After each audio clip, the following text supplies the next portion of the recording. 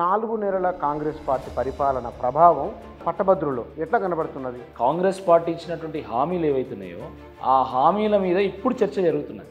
Job calendar ఇస్తామన్నారు, ఇవ్వలేదు. Job notifications ఇస్తామన్నారు, దాని గురించి ప్రకటన లేవు. దాని తర్వాత నిరుద్యోగ భృతి ఇస్తామన్నారు, దాని గురించి చర్చ లేదు. కేసీఆర్ రోడ్డు మీదకి రావడం, మిర్చి బజ్జీలు తినడం, పబ్లిక్తో మాట్లాడడం, కేసీఆర్ ఫీల్డ్ విజిట్, దాని ఇంపాక్ట్ ఏమైనా కనబడుతున్నదా? అద్భుతమైనటువంటి స్పందన లభించిందండి.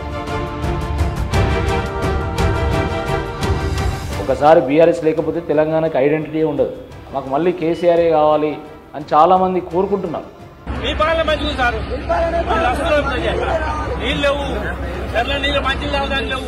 యువత అంతా కూడా తిరగబడ్డదండి. కానీ ఇప్పుడు అర్థం చేసుకుంటున్నారు, రియలైజ్ అవుతున్నారు. రియలైజ్ అనేది ఏ పదబంధాలు, ఏ మాటలు వాళ్ళు మాట్లాడుతున్నారు. ఊర్లలో భరత్ జరుగుతున్నప్పుడు ఒకడు వచ్చి ఎగురుతూ ఉంటాడు. ఎవరి భరత్ అయినా వాడేచ్చో ఎగురుతాడు, ఎవరి పెళ్లి భరత్ అయినా వాడేచ్చో ఎగురుతాడు. అరే ఏంద్ర వారి ఇట్లా ఎగురుతాను అని అంటే ఆడు పోయి ఇంకా మళ్ళీ లొల్లి కూడా చేస్తూ అంటాడు. ఇప్పుడు రేవంత్ రెడ్డి గారి పరిస్థితి కూడా అట్లే ఉందండి.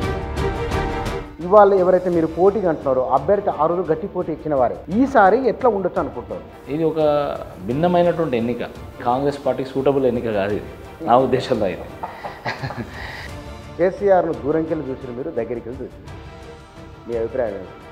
ఒకే కేసీఆర్ ఉంటాడు తెలంగాణకి. 100 మంది కేసీఆర్ తయారు కాలేరు. There is only 1 KCR in this Telangana. ఈసారి ఎన్నికల్లో 3 పార్టీలలో ఒక ప్రధానమైన ఒక అంశం ఉంటుంది కదా, ఏ అంశాన్ని టార్గెట్ చేసుకుంటుంది?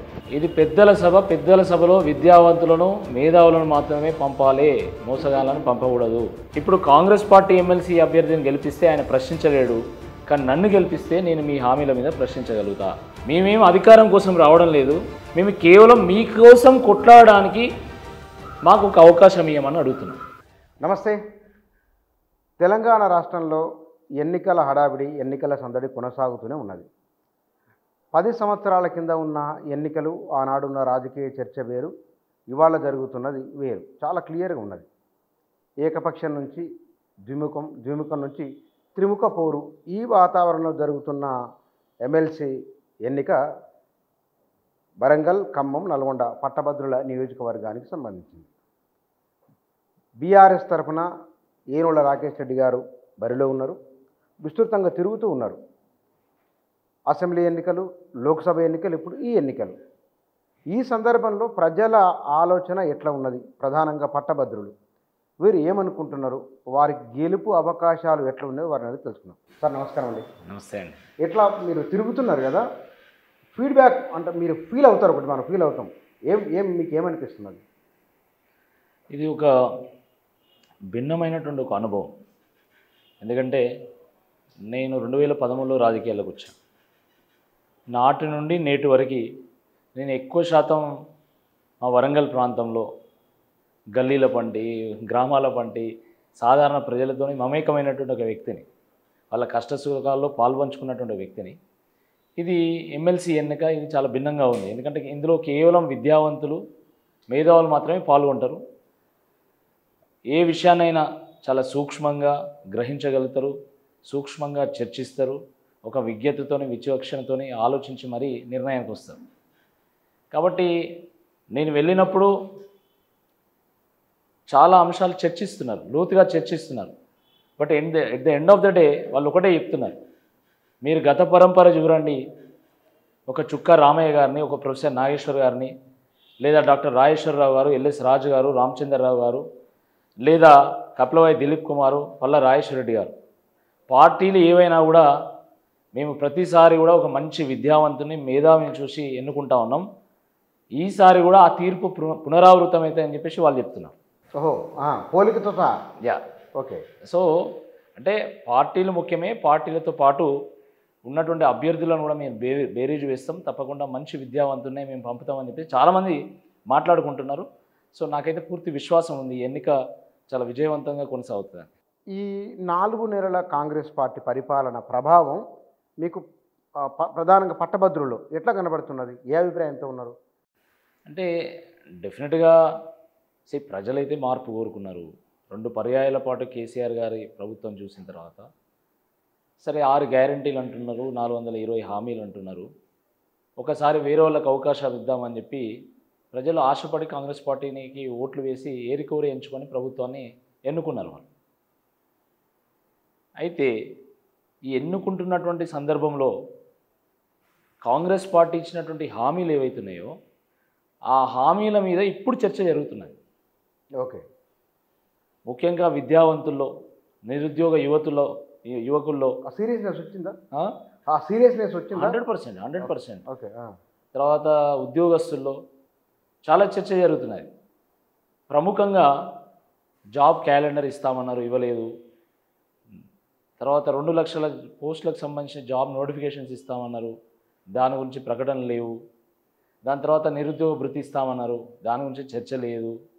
తర్వాత ఎటువంటి రుసుము లేకుండా ప్రభుత్వ పోటీ పరీక్షలను నిర్వహిస్తామన్నారు, కానీ దానికి విరుద్ధంగా చేస్తూ ఉన్నారు. ఉద్యోగస్తులు అయితే మాకు డిఏలు వస్తాయి అనుకున్నాం, మాకు పిఆర్సీ వస్తుంది అనుకున్నాం అని చెప్పేసి వాళ్ళు మాట్లాడుతూ ఉన్నారు. ఈ రకంగా ఎక్కడ చూసినా కూడా ఏంటంటే, అప్పుడు వేసేటప్పుడేమో కాంగ్రెస్ పార్టీ హామీ ఇస్తుంది కదా, కేసీఆర్ గారి కంటే ఎక్కువ చేస్తామని చెప్తుంది కదా, సో ఒకసారి అవకాశం ఇద్దాం తప్పేంది అని అనుకున్నారు. కానీ ఇప్పుడు 5 నెలలు గడిచిన తర్వాత దాని మీద కనీసం ఊసే లేకపోవడం వల్ల ఈరోజు మరి ఏం చేద్దాం మనం? ఇప్పుడు ఎమ్మెల్సీ ఎన్నికలు వచ్చినాయి, దీంట్లో ఏమన్నా మనము దాని తగ్గ ఫలితం ఏమైనా ఇద్దామా అనే ఆలోచనలో కూడా చాలామంది ఉన్నారు. చాలా అంశాలు చర్చలో ఉన్నాయి. ఇప్పుడు ఉదాహరణకి గ్రూప్ 2 ఉంది. గ్రూప్ 2 ఏంది, వాళ్ళు 1500 పోస్టులు ఇస్తామన్నారు, 750 పోస్టులు వేశారు. గ్రూప్ 3 ఉంది, 2000 పోస్టులు అన్నారు, కానీ 1300 పోస్టులు వేశారు. దాని తర్వాత జీవో నెంబర్ 46 దాన్ని రద్దు చేస్తామన్నారు, దాని గురించి ఈరోజు మాట్లాడాను. సో వీటన్నిటి గురించి విద్యావంతుల్లో, నిరుద్యోగ యువకుల్లో, అదేవిధంగా ఉద్యోగస్తుల్లో కూడా చర్చ జరుగుతున్నది. దీనిపైన 100% చర్చ జరుగుతున్నది. ఈ నేపథ్యంలోనే ఎమ్మెల్సీ ఎన్నికలు రావడము, ఎమ్మెల్సీ ఎన్నికల్లో వివిధ పార్టీల నుంచి వివిధ నాయకులు పోటీ చేయడము, వాళ్ళ వ్యక్తిగత కెపాసిటీస్, వాళ్ళ కాండక్ట్, వాళ్ళ క్యారెక్టర్ గురించి కూడా పెద్ద ఎత్తున చర్చ జరుగుతుంది. కానీ ఒకటి గమనించిన అంశం ఏంటంటే, కేసీఆర్ రోడ్డు మీదకి రావడం, మిర్చి బజ్జీలు తినడం, పబ్లిక్తో మాట్లాడడం, ఇది ఊర్లలో ఉన్న వ్యవసాయదారులు, రైతులు చూసే కోణం వేరు. చదువుకున్న వాళ్ళు, రోజు పేపరు టీవీ చూసే వాళ్ళ కోణం వేరు. కేసీఆర్ ఫీల్డ్ విజిట్, దాని ఇంపాక్ట్ ఏమైనా కనబడుతున్నదా? 100%. ఒకప్పుడు అందరం టెస్ట్ మ్యాచ్లు చూసేటువంటి వాళ్ళు. దాని తర్వాత ఆదరణ తగ్గిపోయిన తర్వాత 50-50 వన్డే మ్యాచ్ చూసాం. దాని తర్వాత కొత్త ఫార్మాట్ వచ్చింది 2020. ఇప్పుడు ఆ 2020లో కూడా సూపర్ ఓవర్ గురించి మనం మాట్లాడుకుంటున్నాం. కేసీఆర్ గారు కూడా తన ఫార్మాట్ను మార్చుకున్నారు. వారు పెద్ద సభలు, అక్కడ నుండి డైరెక్ట్గా రోడ్ షో పెట్టుకొని డైరెక్ట్ ప్రజల మధ్యలోకి వెళ్దాం, ప్రజలతో కలిసిపోదాం, ప్రజల యొక్క ఆకాంక్షలు ఏమందో తెలుసుకుందామని చెప్పేసి వారు సభలు బంద్ చేసి డైరెక్ట్గా ఒక బస్సు యాత్ర ద్వారా ప్రజల్లోకి రోడ్ షోల ద్వారా రావడం జరిగింది. అద్భుతమైనటువంటి స్పందన లభించిందండి. చాలామంది ఏమన్నారు, అసెంబ్లీ ఎన్నికలు అయిపోగానే ఇంకా బీఆర్ఎస్ ఉండదు, బీఆర్ఎస్ పోతుంది, ఇక కుప్ప కూలుతుంది, అసలు ఉండనే ఉండదు అని చాలామంది మాట్లాడారు. కానీ లోక్సభ ఎన్నికల సందర్భంగా కేసీఆర్ గారు రోడ్డు మీదకి వచ్చిన తర్వాత, రోడ్డు షోలు చేసిన తర్వాత, ఈ పార్టీ రోడ్డున పడదు, ఈ పార్టీ ఎల్లకాలం తెలంగాణ ఉన్నంతకాలం ఉంటుంది అనేటువంటి ఒక విశ్వాసం ఈరోజు కార్యకర్తల్లోనే కాదు ప్రజల్లో కూడా కలిగింది. ఎందుకంటే టీఆర్ఎస్ పార్టీకి తెలంగాణకు ఉన్నటువంటి అనుబంధం, పేగుబంధం అండేది. ఇది ఎవరు కాదనలేనటువంటి అంశం. రాష్ట్రాలను ఏలడానికి చాలా పార్టీలు వచ్చినాయి, కానీ రాష్ట్రాన్ని సాధించడానికి పుట్టినటువంటి పార్టీ కేవలం బీఆర్ఎస్ మాత్రమే. ఈ విషయం ప్రజలందరూ కూడా తెలుసు. ఒకసారి బీఆర్ఎస్ లేకపోతే తెలంగాణకు ఐడెంటిటీ ఉండదు, తెలంగాణ అస్తిత్వం ఉండదు, తెలంగాణ గొంతుక ఉండదు. కాబట్టి ప్రజలకు ఈ విషయం తెలుసు. డెఫినెట్గా చాలా మార్పు వచ్చింది అసెంబ్లీ ఎన్నికల సందర్భంగా. దాని తర్వాత వచ్చినటువంటి ఫలితాల్లో అసలు బీఆర్ఎస్ ఉండదు అన్నకానించండి, బీఆర్ఎస్ఏ ఒక ప్రతిపక్షంగా ఆల్టర్నేటివ్గా ఉంటుంది, బలంగా కొట్లాడుతుంది అనే కాడికి వచ్చింది. అసెంబ్లీ ఎన్నికల తర్వాత 5 నెలల తర్వాత లోక్సభ ఎన్నికలు వచ్చినాయి కదా, ఈ ఎన్నికలు కూడా we don't know, it may spring a surprise. గ్రామాల్లో కరువు వచ్చిన తర్వాత, కష్టాలు వచ్చిన తర్వాత, కన్నీళ్ళు వచ్చిన తర్వాత, కరెంటు కోతలు వచ్చిన తర్వాత ఈరోజు ప్రజలు తిరగబడతా ఉన్నారు, రైతులు తిరగబడతా ఉన్నారు. ఏదో చేస్తారని అనుకుంటే ఏమీ లేకుండా చేస్తున్నారు వీళ్ళు. అసలు అవసరమా, మాకు మళ్ళీ కేసీఆరే కావాలి అని చాలామంది కోరుకుంటున్నారు. కాబట్టి లోక్సభ ఎన్నికల సందర్భంగా ప్రజలు తిరగబడితే, రైతాంగం తిరగబడితే ఫలితాలు కాస్త తలకిందులు అయినా అవుతాయి. చూద్దాం దాన్ని. కానీ ఇక్కడ మొన్న కేసీఆర్ సభ పెట్టింది హన్మకొండ చివరొస్తారు కదా, ఎస్, ఎంతమంది వచ్చింటారు ఇంచుమించు? వేల మంది వచ్చిందండి. రోడ్ షోనే, జస్ట్ రోడ్ షో అది. రోడ్ షో కనీసం ఒక 20-30 వేల మంది ఈజీగా ఉంటారు. ఈజీగా ఉంటారు కదా. ఈజీగా ఉంటుంది. ఆ 20-30 వేల మందిలో కేసీఆర్ మాట్లాడిన ప్రతిదానికి ప్రతిస్పందనగా ఈలలు చప్పట్లు, అదే వరంగల్ జిల్లాకు అది ఉంటుంది. కానీ లోక్సభ ఎన్నికల్లో అభ్యర్థులు అటు ఇటు మారడం, బీఆర్ఎస్ అభ్యర్థులే బీజేపీ నుంచి, బీఆర్ఎస్ వాళ్ళే కాంగ్రెస్ నుంచి ఉన్నారు కదా, దాని ఇంపాక్ట్ గుడ్ ఆర్ బ్యాడ్ లోక్సభకు అయింది అనుకుందాం. దాని సానుభూతి ఒకవేళ ఉంటే ఇప్పుడు ఉంటుందా మీ మీద? డెఫినెట్గా ఉంటుందండి. అంటే సానుభూతి కేసీఆర్ గారి మీద ఉంది, ప్రజల్లో కేసీఆర్ గారి మీద సానుభూతి ఉంది. ఆయనను ఎవరు కాదనలేరు. సరే, చిన్న చిన్న లోటుపాట్లు ఉంటుండొచ్చు, 10 పనులు చేసిన కాడ ఇంకో 2 పనులు చేస్తే బాగుంటుందని ప్రజలు అనుకొని ఉండొచ్చు, అందుకనే మార్పు కోరుకొని ఉండొచ్చు. కానీ ప్రజలకు కేసీఆర్ మీద ప్రేమ ఉంటుంది. ప్రేమ ఉంటుంది, అదే ఆ భావన 100% ఉంటుంది. అయితే అలాంటి వ్యక్తిని కొంతమంది అంటే అదను చూసి మరి కొట్టినటువంటి సందర్భాన్ని ప్రజలు జీర్ణించుకోలేకపోతున్నారు. ఇప్పుడు ఉదాహరణకి కె కేశవరావు గారు ఉన్నారు. అవును, వారిని ఎంతో గౌరవించారు, వారికి అన్ని రకాల పదవులు ఇచ్చారు, వారి కుటుంబ సభ్యులకు కూడా అర్హులు కాకపోయినా కూడా వాళ్ళని గౌరవించి మరి వాళ్ళకి పొజిషన్స్ ఇచ్చారు. కడియం శ్రీహరి గారు, వారికి ఇవ్వనటువంటి పొజిషన్ ఏందండి నాకు అర్థం కాదు. ఎమ్మెల్యే చేసే, ఎమ్మెల్సీ చేసే, ఎంపీ చేసే, ఉప ముఖ్యమంత్రి చేసే, ఎంతకంటే చేసేదానికి ఏముంటుంది? చివరికి వాళ్ళ బిడ్డ కూడా టికెట్ ఇచ్చారు కదా. ఆ రకంగా కొంతమంది నాయకులు నమ్మిన బంటులాగా ఉండి గొంతు కోసినటువంటి సందర్భం అది డెఫినెట్గా కేసీఆర్ గారికి కొంత సానుభూతిగా మారింది. నా అంచనా అయితే లోక్సభ ఎన్నికల్లో కూడా దాని ఫలితం ప్రతిబింబిస్తుంది అని చెప్పి నేను భావిస్తున్నాను. ఇప్పుడు ఈ ఎన్నికలో కూడా లోక్సభ ఎన్నికలు ఎప్పుడు కూడా జాతీయ అంశాల మీద ఎక్కువ జరుగుతుందండి. జాతీయ అంశాలు, జాతీయ ఎజెండా, జాతీయ నాయకత్వము, వాటి ఆధారంగా ఎక్కువగా ఓటింగ్ జరుగుతుంది. సహజంగా ఏంటంటే ఈరోజు దేశంలో ఆల్టర్నేటివ్ లేకపోవడం, నరేంద్ర మోదీ గారికి వారికి భార్యా పిల్లలు ఎవరు లేరు, దేశమే ఒక కుటుంబం అని చాలామంది భావిస్తున్నటువంటి నేపథ్యంలో కొంచెం బీజేపీకి ఇక్కడ ట్రెండ్ వచ్చింది. బీజేపీ బలం పుంజుకున్నది, అది ఎవరు కాదనలేనటువంటి అంశం అండి. కానీ మళ్ళీ రాష్ట్రానికి వచ్చేసరికి ఇది కాంగ్రెస్ వర్సెస్ టీఆర్ఎస్గానే ఉంటుంది. ఇప్పుడు మీరు ఈ ఎన్నికలు చూడండి, ఫర్ ఎగ్జాంపుల్ ఎమ్మెల్సీ ఎన్నికలు చూద్దాం. ఎమ్మెల్సీ ఎన్నికల్లో ఈరోజు కేవలం 2 పార్టీల మధ్యనే హోరాహోరీ పోరు కొనసాగుతుంది. అసలు థర్డ్ పార్టీ ఈజ్ ఇర్రెలవెంట్. అంటే పార్టీకి ఉంది బలం, పార్టీకి ఆదరణ ఉంది, కానీ ఆ పార్టీలో ఎవరికి టికెట్ ఇచ్చారో ఆ పర్సన్ని ఈరోజు కౌంట్లెస్గా చూస్తూ ఉన్నారు. మోస్ట్ వీకెస్ట్ క్యాండిడేట్ ఆయన పరకాల 2-3 సార్లు కాంటెస్ట్ చేస్తే గెలిచేటువంటి కాన్స్టిట్యున్సీ నుంచి లాస్ట్కు 3,000 పడిపోయింది ఓటింగ్. తర్వాత మొన్న రీసెంట్గా 2021లో ఎమ్మెల్సీ కాంటెస్ట్ చేసినప్పుడు ఈ రాష్ట్రంలో 3 ప్రధాన రాజకీయ పార్టీలు, 1 టీఆర్ఎస్, 2 కాంగ్రెస్, 3 బీజేపీ, కానీ ఈయనకు 4th పొజిషన్ వచ్చింది బీజేపీ అభ్యర్థికి. కాబట్టి ఆయనను ఎవరు పెద్ద పట్టించుకుంటలేరు, ఆయనకు ప్రజా సంబంధాలు లేవు, ఆయన కేవలం పార్టీతో మాత్రమే సంబంధం. Is not a public leader. So పోటీ అనేది కాంగ్రెస్ బీఆర్ఎస్ మధ్యలో ఉంది. బీఆర్ఎస్ని ఆల్టర్నేటివ్గా చూస్తున్నాం. ఇప్పుడు దీంట్లో ఒకటి, పోయినసారి ఎన్నిక జరిగినప్పుడు ఇవాళ ఎవరైతే మీరు పోటీగా అంటున్నారో అభ్యర్థి 6 గట్టి పోటీ ఇచ్చిన వారే. ఎస్, ఈసారి ఎట్లా ఉండొచ్చు అనుకుంటున్నారు? Politics is dynamic, it keeps changing from time to time. రాజకీయాలు చాలా వేగవంతంగా మారుతుంటాయండి. అలాంటిది 3 ఏళ్ళ గడువు అంటే చాలా పెద్దది. అది 3 ఏళ్లలో చాలా మార్పులు వచ్చాయి. వారు అనేక పార్టీలు మారడం, వారు తన స్టాండ్స్ని చేంజ్ చేసుకోవడం, వారి మీద చాలా చర్చ జరగడం. సో వీటన్నిటి నేపథ్యంలో అప్పుడున్నటువంటి ఇమేజ్ ఇప్పుడు లేదు, అందులో ఎటువంటి అనుమానం లేదండి. ఆ రోజు ఒక ఫైటర్ ఇమేజ్ ఉండేవారికి ఈరోజు ఆ ఇమేజ్ లేదు. దాని కారణంగా నేను అనుకుంటున్నా, మరి ఫలితం చూడాలి. ఫలితం అనేది ఏకపక్షంగా ఉంటుందని నేను అనుకుంటున్నా. సరే, వారైతే ఏకంగా నా 1,00,000 మెజార్టీ వస్తుంది అని చెప్పేసి ఫస్ట్ మీటింగ్లో ప్రకటించారు. నేను అలా ప్రకటించను, కానీ 100% నాకైతే నేను చాలామంది అంటే చాలా కాన్స్టిట్యున్సీస్ తిరిగాను. నేను ఇప్పటికీ 20 కాన్స్టిట్యున్సీస్ తిరిగాను.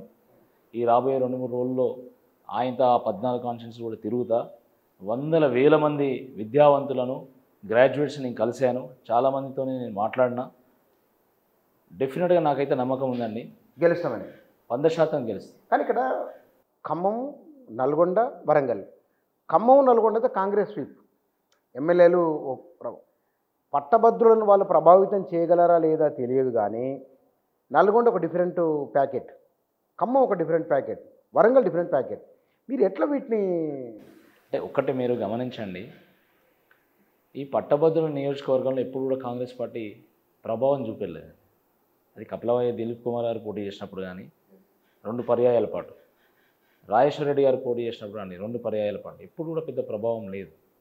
ఇది ఒక భిన్నమైనటువంటి ఎన్నిక, ఇది మాస్గా నిర్వహించేటువంటి ఎన్నిక కాదు. చాలామంది విద్యావంతులు ఉంటారు, అక్కడోరు ఉంటారు, వాళ్ళని ఆర్గనైజ్ చేసుకొని మరి వాళ్ళని ఒప్పించి మెప్పించి వాళ్ళని ఓట్లు వేయించుకోవాల్సినటువంటి పరిస్థితి ఉంటుంది. ఇది కాంగ్రెస్ పార్టీకి సూటబుల్ ఎన్నిక కాదు, ఇది నా ఉద్దేశంలో అయితే. అంటే ఎన్నికనే కాంగ్రెస్ సూటబుల్ కాదు, కాంగ్రెస్ సూటబుల్ కాదు నా ఉద్దేశంలో. బట్ స్టిల్ సరే, అభ్యర్థి గతంలో కూడా పోటీ చేసిండు కాబట్టి దాని గురించి చర్చించినప్పుడు నల్గొండ, ఖమ్మం ఒకవేళ కాంగ్రెస్ పార్టీ స్వీప్ చేసిందని భావించినా కూడా ఇప్పుడు ఆ జిల్లాలో ఉన్నటువంటి కాంగ్రెస్ నాయకులు, నేను పేర్లు చెప్పాను, ఎన్నికల తర్వాత మీకు తెలుస్తుంది. ఓకే, ఆ జిల్లాల్లో ఉన్నటువంటి కాంగ్రెస్ పార్టీ నాయకులు ఎవ్వరు కూడా, పెద్ద నాయకులు ఎవరు కూడా వారికి సహకరించడం లేదు. అవునా? 100%. చాలామంది కాంగ్రెస్ పార్టీ కార్యకర్తలకు కూడా వారి అభ్యర్థిత్వం నచ్చడం లేదండి. సహజంగా సరే, వేరే పార్టీ నుంచి వచ్చినప్పుడు టికెట్ ఇచ్చినప్పుడు కొంత వ్యతిరేకత ఉంటుంది, అది వేరు. కానీ లేదు అసలు మేము ఈయనను ఓడగొడతాము అనే కాడికి ఎక్కడ ఉండదండి. అవును, కానీ ఇక్కడ చూస్తున్నాం మంత్రులు ఏకంగా గెలిపించుకుంటాం, పంతం, శపథం అంటున్నారు. ఆఫ్ ద రికార్డ్ ఒకసారి మాట్లాడండి మీరు. ఆన్ ద రికార్డ్ కాకుండా ఆఫ్ ద రికార్డ్ మాట్లాడండి. ఎవరికి కూడా వారు గెలవడం పెద్దగా ఇష్టమేం లేదు. సో అనేక కారణాలు ఉన్నాయి. అంటే ఒకటి, గతంలో చేసిన వ్యాఖ్యలు కావచ్చు, తన స్టాండ్స్ పదే చేంజ్ చేసుకోవడం కావచ్చు, ఇంకా ఇతరత్ర కారణాలు నేను చాలా డీప్గా పోను వాటి విషయంలో. కానీ అటువంటి కారణాల చేత పెద్దగా ఇంట్రెస్ట్ లేదు ఎవరికి అక్కడ. నేను దానికి మళ్ళీ వద్దాం. కానీ ఇక్కడ ఈ స్థానము ప్రేమేందర్ రెడ్డి కంటే లేదా కాంగ్రెస్ అభ్యర్థి కంటే మీకు చాలా ప్రతిష్టాత్మకమైనది, ఎందుకంటే మీది, అది మీ పార్టీకి సంబంధించింది. ఒకసారి మనం అసెంబ్లీ ఎన్నికలు, లోక్సభ ఎన్నికలు ఇక్కడికి వస్తే నిరుద్యోగుల్లో ఉద్యోగాలు ఇవ్వలేదు. ఆనాడు బీఆర్ఎస్ మీద ప్రధానమైన ఆరోపణ ఇదే. నిజంగానే అప్పుడు ఎన్ని ఉద్యోగాలు ఇచ్చింది, ఆ వివరాలు ఒకసారి చెప్పండి. ఇప్పుడు ఒకటండి,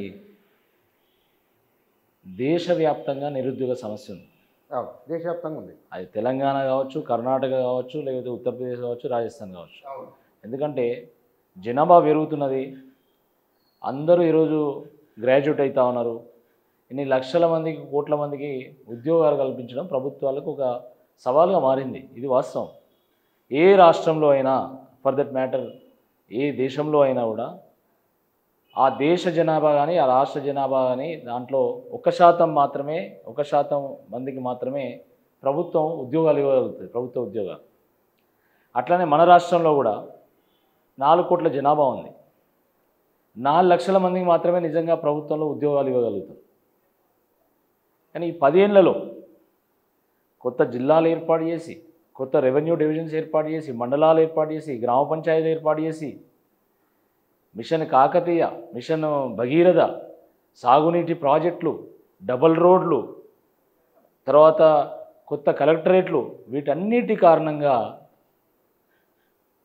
ఉద్యోగాల అవకాశాలు పెరిగినాయి.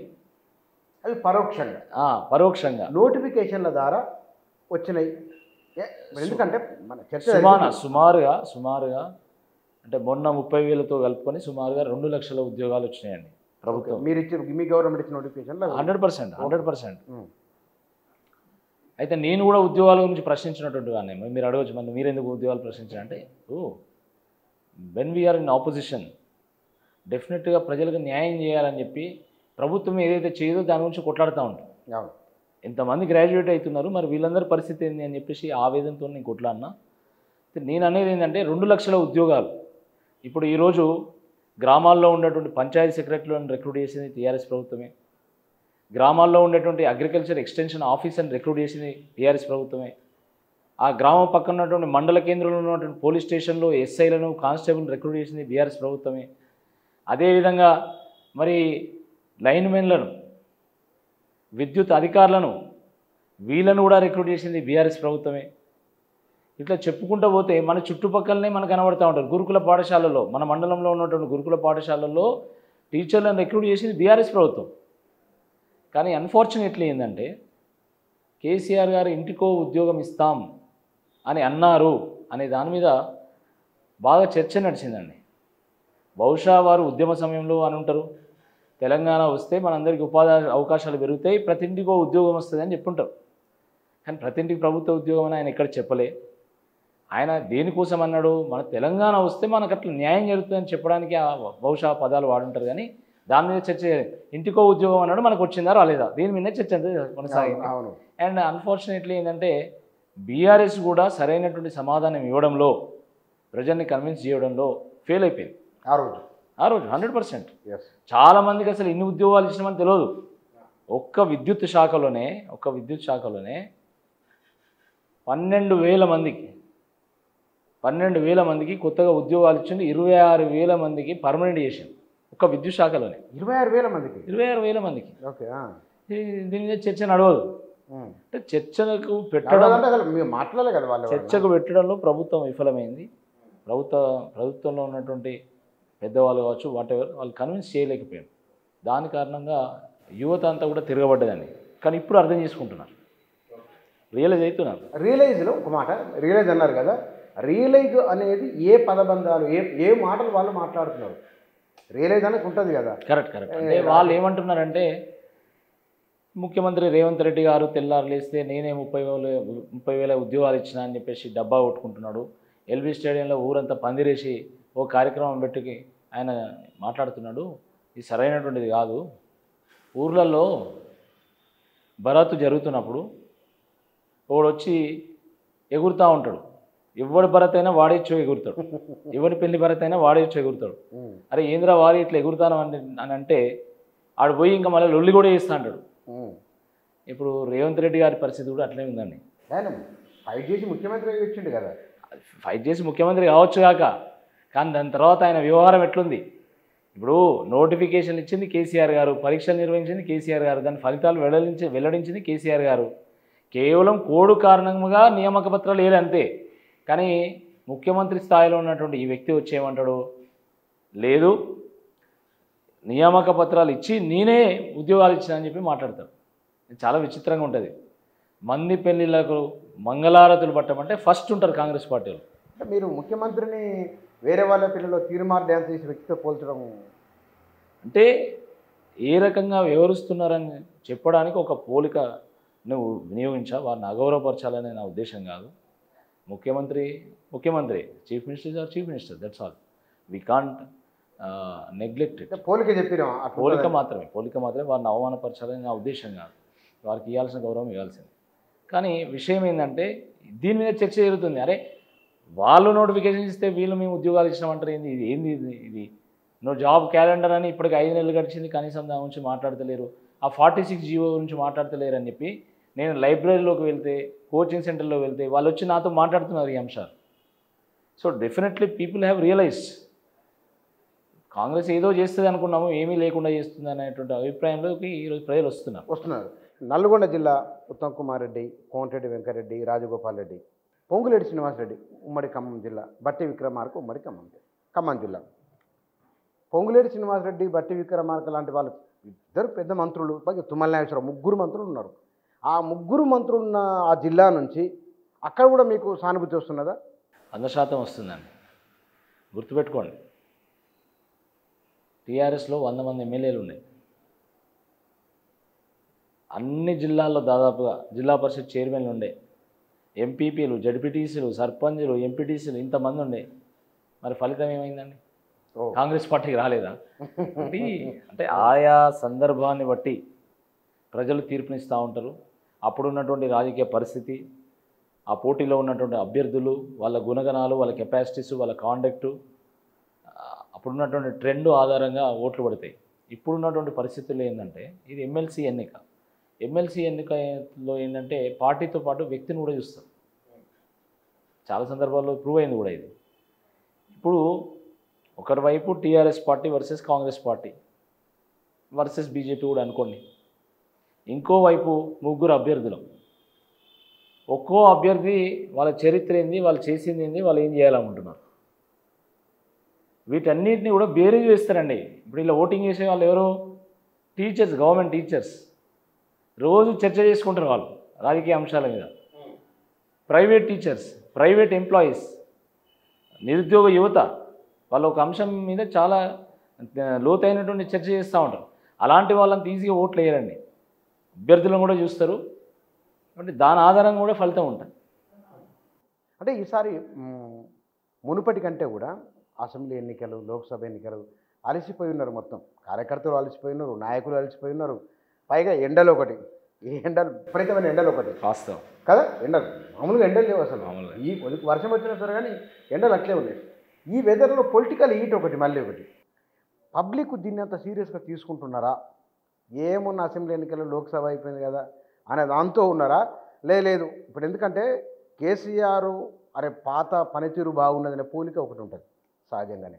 మీరు ఉన్నత విద్యావంతులు చూసుకుంటారు కదా పైన ఎవరిలో ఏముంది అంటే సహజంగానే లోక్సభ ఎన్నికలు రావడం వల్ల దీని మీద ఎంతైతే ఆసక్తి ఉండాలో అంత ఆసక్తి రేకెత్తలేదు.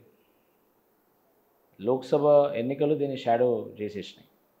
కానీ దాని తర్వాత ఇప్పుడు మా క్యాంపెయిన్ స్టార్ట్ అయిన తర్వాత దాంట్లో కేటీఆర్ గారు, తర్వాత డాక్టర్ ఆర్ఎస్ ప్రవీణ్ కుమార్ గారు, ఇలాంటి పెద్ద నాయకులు పాల్గొనడం అటు సైడు మళ్ళీ కొంతమంది మంత్రులు, కొంతమంది ఎమ్మెల్యేలు పాల్గొనడం, వీటన్నిటి కారణంగా తప్పకుండా విద్యావంతుల్లో అయితే చర్చ జరుగుతున్నది.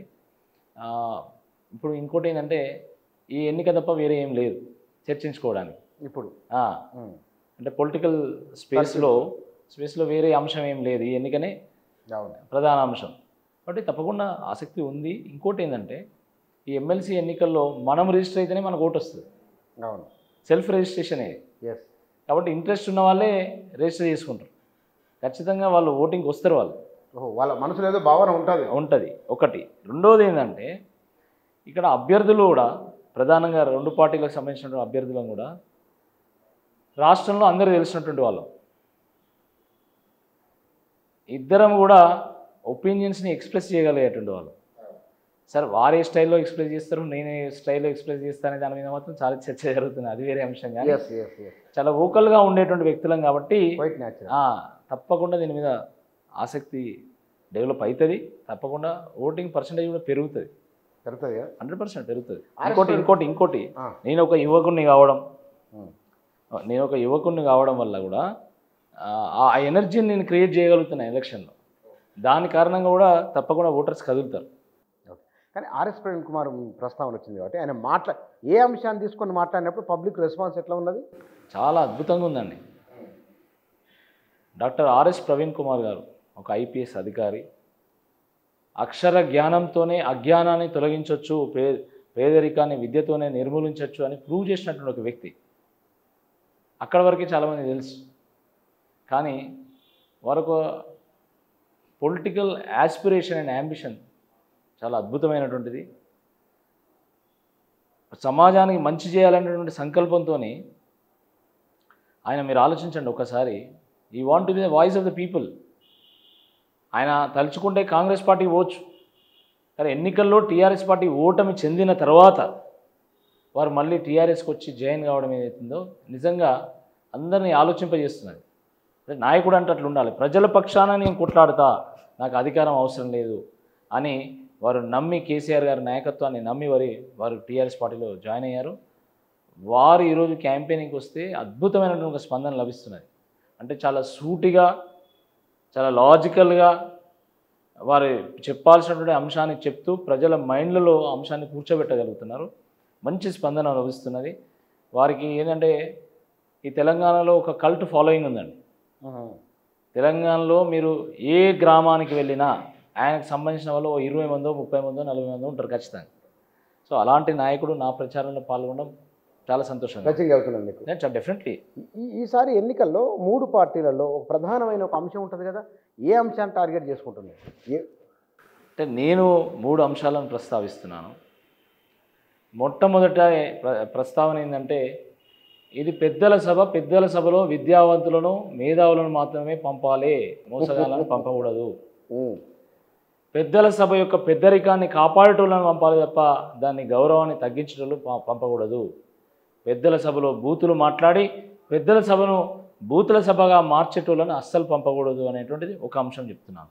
రెండవది ఏంటంటే, ఆల్రెడీ మీరు ఏరుకోరి కాంగ్రెస్ ప్రభుత్వాన్ని తెచ్చుకున్నారు కదా, ఆ ప్రభుత్వం ఇచ్చినటువంటి హామీలు నెరవేర్చడం లేదు కాబట్టి ఇప్పుడు కాంగ్రెస్ పార్టీ ఎమ్మెల్సీ అభ్యర్థిని గెలిపిస్తే ఆయన ప్రశ్నించలేడు, కానీ నన్ను గెలిపిస్తే నేను మీ హామీల మీద ప్రశ్నించగలుగుతా, నాకు అవకాశం ఇవ్వండి. మూడవది, మేమేం అధికారం కోసం రావడం లేదు, ఈ ఎన్నికతోనే అధికారం అటుపోయేది లేదు ఇటు వచ్చేది లేదు, మేము కేవలం మీకోసం కొట్లాడడానికి మాకు ఒక అవకాశం ఇవ్వమని అడుగుతున్నాం. ఈ అంశం కూడా మేము చెప్తున్నాము. తర్వాత నా బ్యాక్గ్రౌండ్ నేను చెప్తున్నాను. నేను ఒక రైతు బిడ్డను, ఒక వ్యవసాయ నేపథ్యం నుంచి వచ్చినటువంటి వాడిని. కష్టం అంటే ఏందో తెలుసు, పేదరికం అంటే ఏందో తెలుసు, అనుభవించినటువంటి వాడిని కాబట్టి ఎంతో కష్టపడి నేను చదువుకొని బిట్స్ పిలానీలో అడ్మిషన్ పొంది అక్కడ ఒక ఉత్తమ విద్యార్థిగా గోల్డ్ మెడల్ సాధించి దాని అనంతరము 7 ఏళ్ల పాటు నేను అమెరికాలో బెంగళూరులో సిటీ బ్యాంక్లో ఫేస్బుక్లో పనిచేసి పుట్టిన గడ్డ రుణం తీర్చుకోవాలని తృణప్రాయంగా ఉద్యోగాన్ని వదిలేసి వచ్చి రాజకీయాల్లో చేరినటువంటి వ్యక్తిని. కాబట్టి 11 ఏళ్ళుగా నా ప్రస్తావన బీజేపీలో కానీ బీఆర్ఎస్లో కానీ ప్రజల కేంద్రంగా చేసుకునే ఉంది తప్ప వేరే రకంగా లేదు. ప్రజా సమస్యల మీద స్పందించాను, ప్రజా సమస్యల మీద పోరాటం చేసిన, గొంతెత్తి నా వాయిస్ని వినిపించాను. కాబట్టి ప్రజలతోనే మమేకమైన. సో ఈ విషయాన్ని కూడా నేను ప్రస్తావిస్తున్నాను. వేరేస్ ద అపోజిట్ పర్సన్ ఏంది ఆలోచించుకోండి. సో ప్రభుత్వాన్ని ప్రశ్నించేటోడుగా ఉన్నా, లేకపోతే ప్రభుత్వాన్ని ప్రశంసించేటోడుగా ఉన్నా, ప్రభుత్వాన్ని ప్రశ్నించే వాళ్ళుగా ఉన్నా, లేకపోతే ప్రభుత్వంలో ఉన్నటువంటి కొంతమంది పెద్దలకు తొత్తులుగా మారినటువంటి ఒక వ్యక్తి కావాలన్నా అని అడుగుతా ఉన్నాను. ఈ ప్రధానంగా ఈ విషయాలు మీరు పబ్లిక్లోకి తీసుకొని వెళ్తున్నారు. ఇక్కడ మిమ్మల్ని ఏమన్నా కాన్వర్జేషన్ జరిగినప్పుడు మరి మీరు ఉన్నప్పుడు ఎందుకు చేయలేదు, లేకపోతే మీరు ఏం చేస్తారు, నమ్మకం ఏమిటి అనే ప్రశ్న ఎదురవుతున్నది ఎక్కడన్నా? అంటే నన్నైతే ఇప్పటివరకు నేరుగా ఎవరు అడగలేదు, కానీ బహుశా జియో నెంబర్ 46 విషయంలో ఈ చర్చ జరుగుతూ ఉండొచ్చు. నేను చాలా చోట్ల జియో నెంబర్ 46ను రద్దు చేయించే బాధ్యత నాది అని చెప్తున్నా. అయితే కొంతమంది అనుకుంటుండొచ్చు, అసలు ఈ జియోని తీసుకొచ్చింది టీఆర్ఎస్ ప్రభుత్వం, మళ్ళీ ఈయన రద్దు చేస్తా అని ఎందుకు చెప్తున్నాడు, ఎట్లా చెప్తాడు, ఎట్లా అవుతుంది అనే ప్రశ్నలు ఉత్పన్నం కావచ్చు.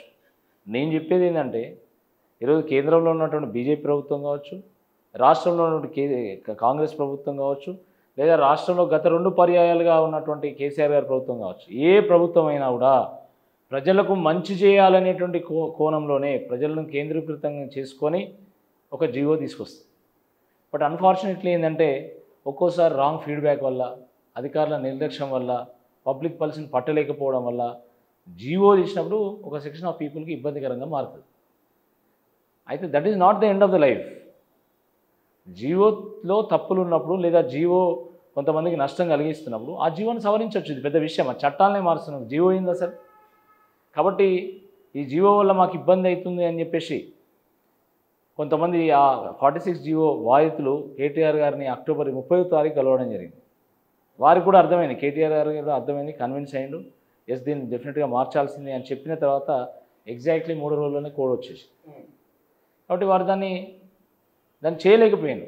కానీ కాంగ్రెస్ పార్టీ ఏం చెప్పింది, జియో నెంబర్ 46 విషయంలో బాధ్యత మాది, మీరు కలిసి రండి, కాంగ్రెస్ పార్టీ కోసం పనిచేయండి, కాంగ్రెస్ ప్రభుత్వంలో తీసుకురండి, జియో నెంబర్ 46ను రద్దు చేయించే బాధ్యత మాది అని వారు చెప్పడం జరిగింది. అంటే ఈ సందర్భంగా నేను అడుగుతున్నా, మీరు జియో నెంబర్ 46ని ఎందుకు రద్దు చేయడం లేదు, మీకు వచ్చినటువంటి ఇబ్బంది ఏంది స్పష్టం చేయండి.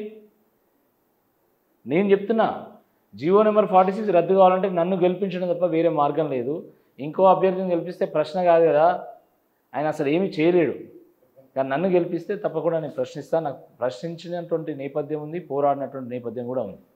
కానీ ఇది పెద్దల సభ, మీరు ఇందాక ప్రస్తావించారు కొన్ని పేర్లు. పెద్దల సభలో ఇవాళ మీరు యువకులు, ప్రేమేంద్ర బీజేపీ అభ్యర్థి తప్ప ఇద్దరు బిలో 50 అంతే కదా.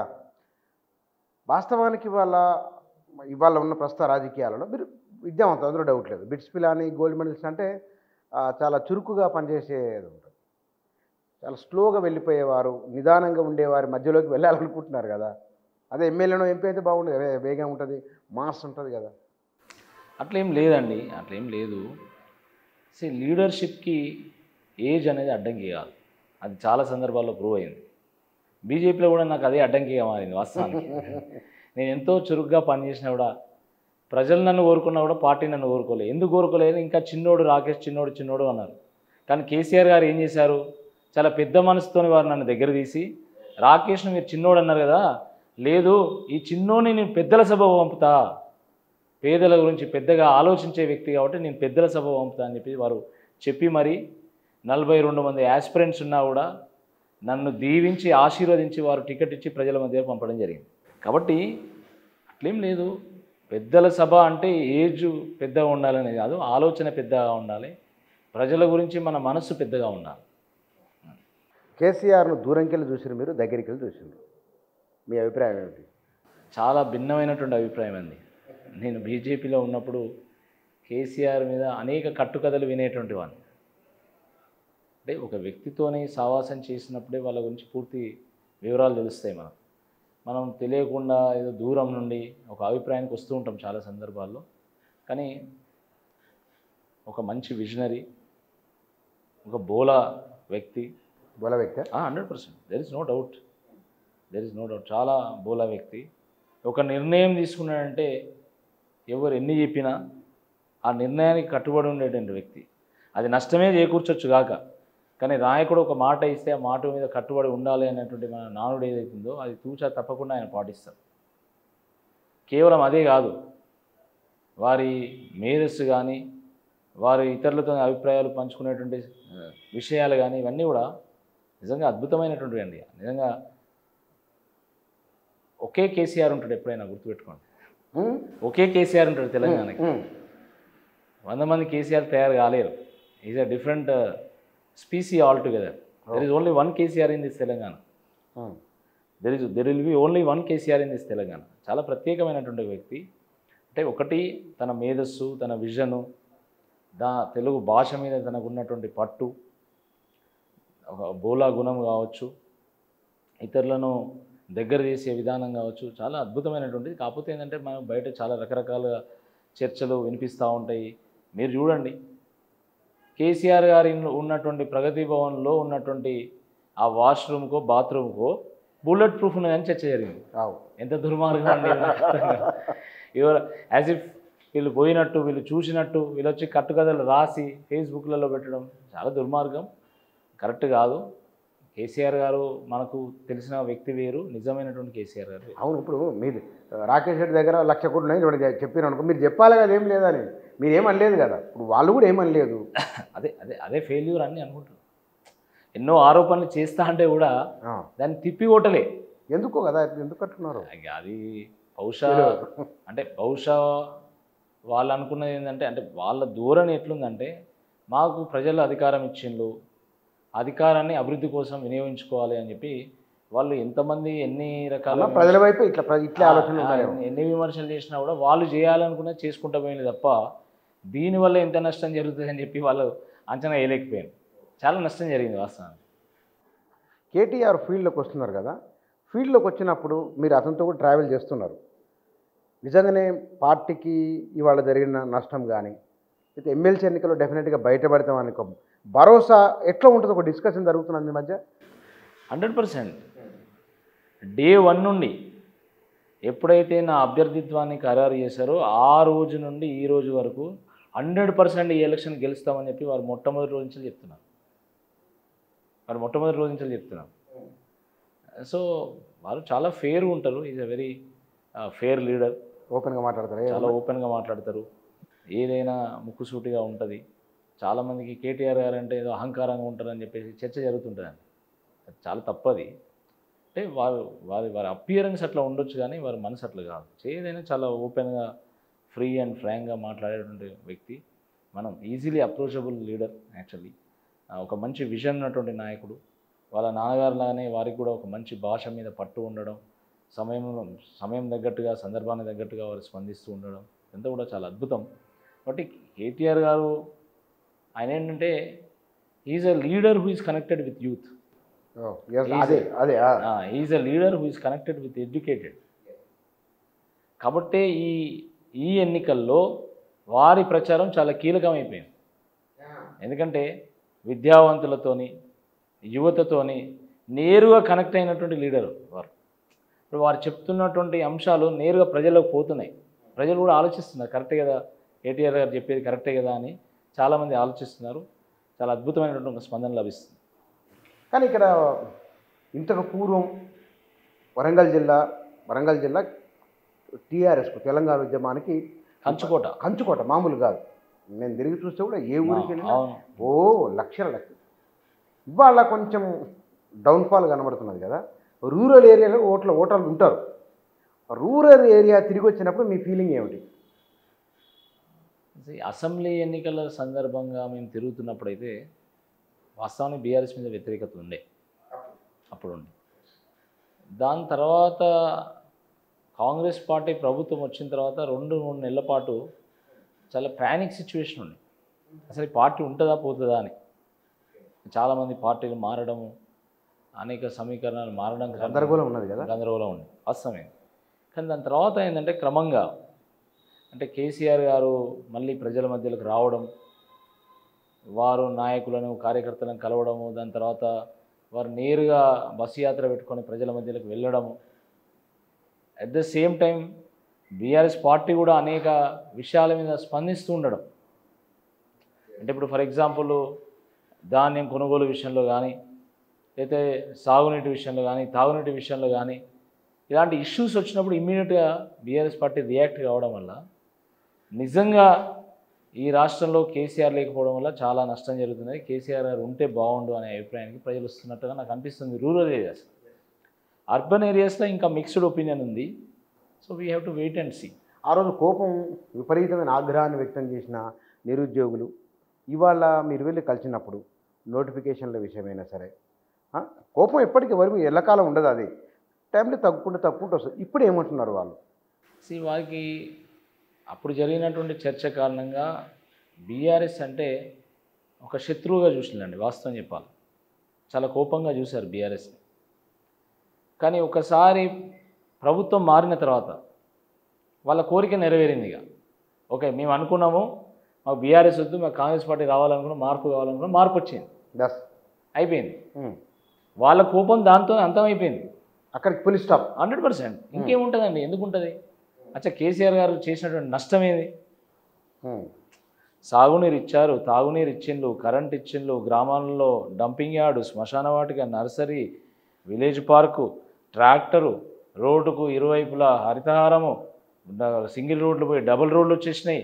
శాశ్వత ప్రాతిపదికన చేసినటువంటి అభివృద్ధి మన కళ్ళకు కట్టినట్టు కనబడుతుంది.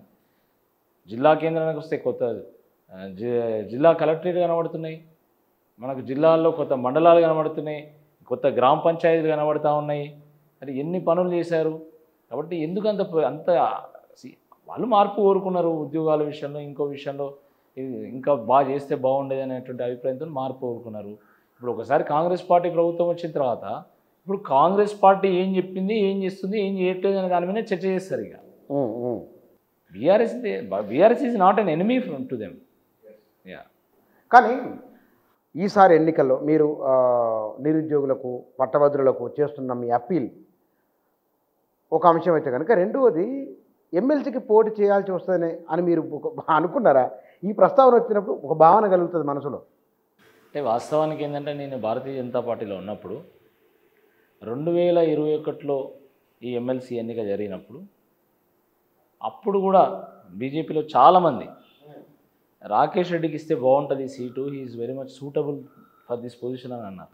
ఓకే, అంటే ఆలోచనాపరుడు అనే ఒక ఆలోచన, ఒక విద్యావంతుడు, ఒక ఆలోచనపరుడు, ఒక అంశాన్ని చాలా స్పష్టంగా సూటిగా ప్రజలకు తీసుకెళ్ళగలుగుతాడు, బాగుంటుంది అని చాలామంది అనుకున్నారు. దాని తర్వాత సరే, సహజంగా అది ఎప్పుడు కూడా బీజేపీ అనేది వాళ్ళు ఎవరికి ఇవ్వాలనుకుంటారో వాళ్ళకే ఇస్తారు. మన టాలెంట్తోని ఇంకా మిగతా వాటితో సంబంధం ఉండదు. అంటే బీజేపీ యాజ్ ఎ పార్టీ సమస్య కాదు ఇక్కడ. బీజేపీలో ఉన్నటువంటి ఒకరిద్దరు నాయకులతోని ఈ సమస్య ఉంది. అప్పుడు కూడా నాకు ఇవ్వలే. దాని తర్వాత నేను బీఆర్ఎస్లో జాయిన్ అయినటువంటి సందర్భంలో కూడా చర్చ జరిగింది. రాకేష్ రెడ్డిని ఎట్లా అకామిడేట్ చేయాలనే దాని మీద చర్చ జరిగింది. వారు అప్పుడు ఒకవేళ ప్రభుత్వం వస్తే ఎమ్మెల్సీ చేయాలి, లేదు ఎమ్మెల్సీ చేయలేనటువంటి సందర్భంలో ఏదైనా స్టేట్ కార్పొరేషన్కి చైర్మన్ చేయాలని వారు అనుకున్నారు. దాని తర్వాత సరే జరిగిన ఎన్నికల ఫలితాలు అవన్నీ కూడా మీకు తెలుసు. దాని తర్వాత గ్రాడ్యుయేట్ ఎన్నికల్లో చర్చ జరిగినప్పుడు కేసీఆర్ గారు డైరెక్ట్ వారు నన్ను పిలిచారు. వారు ఆశీర్వదించి నీ అభ్యర్థిత్వం ఫైనల్, నువ్వు మంచిగా మీరు వర్క్ చేసుకోపోండి అని చెప్పేసి వారు చెప్పడం జరిగింది. సో అప్పుడు నాకు మళ్ళీ చౌక మళ్ళీ ఎమ్మెల్సీని కాంటెస్ట్ చేయాలి అని అనుకున్నాను. I'm a suitable candidate for MLC election. నేను యాక్చువల్లీ దీనికే ఎక్కువ సూటబుల్ చెప్పాలంటే. కాకపోతే నాకు ప్రజలతో ఉండాలి, ప్రజల కష్టసుఖాల్లో పాలు పంచుకోవాలనేటువంటి కోరికతోనే నేను ఎక్కువగా ఈ గల్లీలు, వరంగల్లో ఉన్నటువంటి గల్లీలు పట్టుకొని తిరిగిన నేను. యాక్చువల్లీ నా profile it is more suitable for MLC election than A mass election.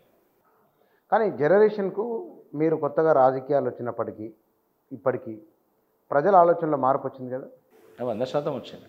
రాజకీయాలను అర్థం చేసుకోవడంలో, అప్లై చేసుకోవడంలో మార్పు వచ్చింది కదా చాలా. మీరు ఇతర దేశాల్లో చదువుకొని వచ్చారు కదా, అక్కడికి ఇక్కడికి ప్రభుత్వం అంటే, పరిపాలన అంటే ఏమిటి ప్రజల ఒపీనియన్? రెండు అనుభవాలు మీకున్నాయి. నా ఉద్దేశంలో అయితే మన భారత ప్రజాస్వామ్య వ్యవస్థ అమెరికా డెమోక్రసీ కంటే ఎక్కువగా పరిణతి చెందింది. చాలా పెద్ద మాట అన్నారు. 100%. ఓకే, 100%. మీకు ఎక్స్పీరియన్స్ నేను అమెరికా వల్ల ఇప్పుడు ఒకటండి, ఇప్పుడు మన దగ్గర ఎన్నిక జరిగితే ఫలితం వచ్చిన తర్వాత ఓడిపోయినటువంటి ముఖ్యమంత్రి కానీ ప్రధానమంత్రి గారు కానీ చాలా హుందాగా వారు అధికార నివాసం నుండి వారు బయటికి వెళ్ళిపోతారు, అధికారం నుండి తప్పుకుంటారు.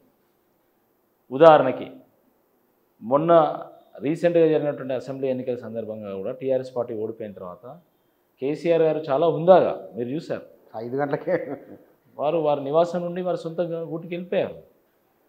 కానీ అమెరికాలో ఏం జరిగింది? ఎలక్షన్ వచ్చింది. ఎలక్షన్ వచ్చిన తర్వాత బైడెన్ గెలిచిన తర్వాత ట్రంప్ ఏం చేశాడు? ఆయన అధికార నివాసం నుండి నేను పోను అని తెగేసి చెప్పాడు, మొండికేషన్ ఆయన. సరే దాని తర్వాత ఎట్లా బయటకు వచ్చిందనే మీకు తెలుసు. అంటే పరిణతి చూడండి.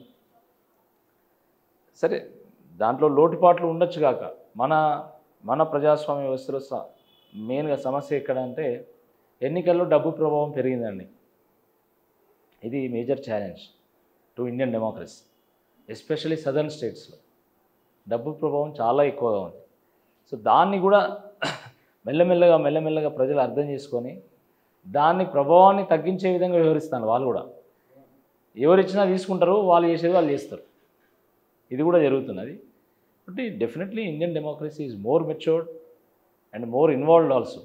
మీరు ఓటింగ్ పర్సంటేజ్ కానీ ఇంకా ఇతరత్ర అంశాలు, అంటే ఒక మీటింగ్ పెడితే వేల మంది లక్షల మంది వచ్చేటువంటి విధానం కానీ, కేసీఆర్ గారు మాట్లాడితే కోట్ల మందికి టీవీలో కతుక్కుపోయేటువంటి అంశం కానీ, ఇవన్నీ చూసినప్పుడు ఏంటంటే democracy is maturing day by day. Sir, thank you very much. Rakesh Reddy గారు వారు మాట్లాడిన మాటలలో చివరికి మాట్లాడిన మాట అంటే సమాజాన్ని మామూలుగా దాంట్లో జీవిస్తూ దాని గురించి మనం పట్టించుకునే ఆలోచన కూడా చాలాసార్లు మనకు రాకపోవచ్చు. మన చుట్టూ జరుగుతున్న చాలా విషయాలు ఉంటాయి. బహుశా వారు ఉన్నత విద్యావంతులు కావడం వలన భారతీయ సమాజంలో వచ్చిన 2-3 రకాల మార్పులను గమనించడం ఒక విషయం అయితే, రెండవది 13 సంవత్సరాలుగా రాజకీయాల్లో ఉండడం, తెలంగాణ ఉద్యమాన్ని కూడా ఆయనకు అనుభవం ఎక్స్పీరియన్స్ చేయడం ఇత్యాది విషయాలు వారికి ఉన్నాయి. పైగా వారి ఇంటర్వ్యూ చేయడానికి ముందు కొంత నేను స్టడీ చేస్తున్నప్పుడు పేరు కింద చాలా డిగ్రీలు ఉన్నాయి. బిట్స్ పిలా అని అన్నప్పుడు నేను అక్కడ ఆగిపోయాను. బాగా ఉన్నత విద్యావంతులు బాగా చదువుకున్నారు. ఇటు రావడం ఏంటంటే ఒక్కొక్కరికి ఒక అభిలాష, ఒక్కొక్కరికి కోరిక ఉంటుంది. బహుశా గోల్డ్ మెడల్ అనే విషయం నాకు తెలియదు. ఇప్పుడు అంటున్నారు తెలంగాణ సమాజం పట్ల, తెలంగాణలో ఉన్న మౌలికమైన అంశాల పట్ల వారికి అవగాహన ఉన్నది నాకు అనిపించింది. బహుశా సభల్లో తిరుగుతున్నారు, మాట్లాడుతున్నారు. ఓటర్లుగా నమోదు చేసుకున్న వాళ్ళకు మీకు ఒక అభిప్రాయం ఉంటుంది తప్పకుండా, ఎవరు ఎట్లా మాట్లాడుతారు ఏమిటి అనేది. ఎవరెవరి ఆలోచనకు వారికి ఉంటాయి. కాకపోతే వారు రాజకీయంగా తన అదృష్టాన్ని ఈ రూపంలో ఇట్లా పరీక్షించుకుంటున్నారు. మరి చూడాలి ఏం జరుగుతుంది ఏమిటి అనేది ఎట్లుంటుందో చూద్దాం. మరి ఇది వారి ఎన్నికల ప్రచారానికి సంబంధించిన బీఆర్ఎస్ సంబంధించిన అన్నిటికంటే కేసీఆర్ దూరం నుంచి దగ్గరికి చూసిన 2-3 రకాల అభిప్రాయాలు ఉన్నాయి. నిజంగానే అవి తెలంగాణ రాజకీయాలలో ఒకానొక నాయకుని సందర్భం, ఒకానొక నాయకుని ప్రస్తావన అది ప్రత్యక్షంగా పరోక్షంగా ప్రతి సందర్భంలో ఇక్కడ వచ్చింది. వారి ఎన్నికల ప్రచారం, వారి వివరాలు, వారి అంశాలు, వారి ఆలోచనలు ఇవన్నీ. Thank you.